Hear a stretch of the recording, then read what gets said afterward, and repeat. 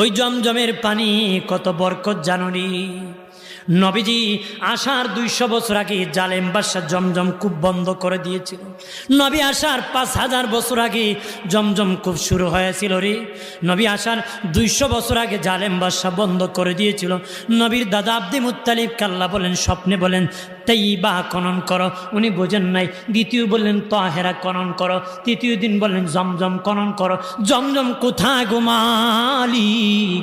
আল্লাহ বলেন কাবাঘরের পাশে পাটা বলি দেয়, রক্ত গড়ায় গড়ায় নিচু জায়গায় যেখানে জমা হয়, কাক দেখবা সাদা কাক ঘুরবে, সেখানে আমার কুদরতি জমজম আছে।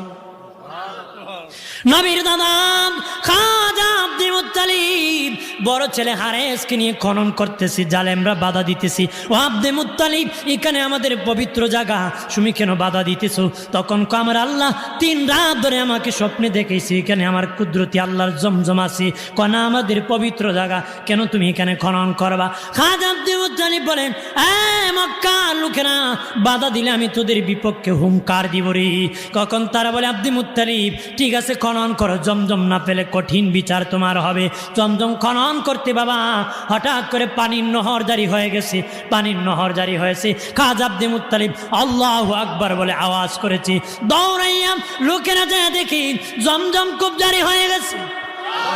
আর জোরে তখন তারা বলে আব্দুল মুত্তালিব একা তুমি মালিক না, আমরাও মালিক। খাজা আব্দুল মুত্তালিব কয় আমি মালিক, আমার আল্লাহ আমাকে দিয়েছে, তোমরা মালিক না।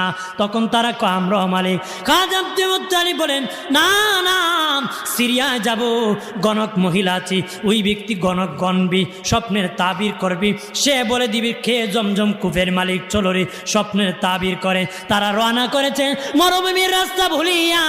বাবা এমন রাস্তায় গিয়েছে, সামনে গেলে মরণ, পিছনে গেলে মরণ, সাথে কোনো পানি নাই, খাবার নাই, মরে যাবে রে।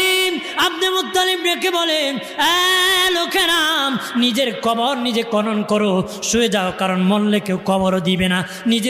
নিজেরা কবর খনন করিয়া শুয়ে গেছে। হঠাৎ করে আব্দুল মুত্তালিব আল্লাহু আকবার বলে আওয়াজ করেছে, সকলে যা দেখি আব্দুল মুত্তালিব কবরের মধ্যে পানির নহর জারি হয়ে গেছে। সবাই পানি খাইয়া জীবন বাঁচাইছে। তখন বলে চলো সিরিয়ায় যাব।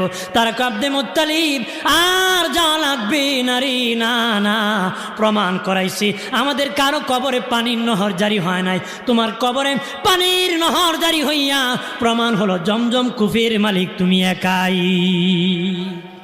সুবহানাল্লাহ বলেন না রে প্রাণের বাবাজি।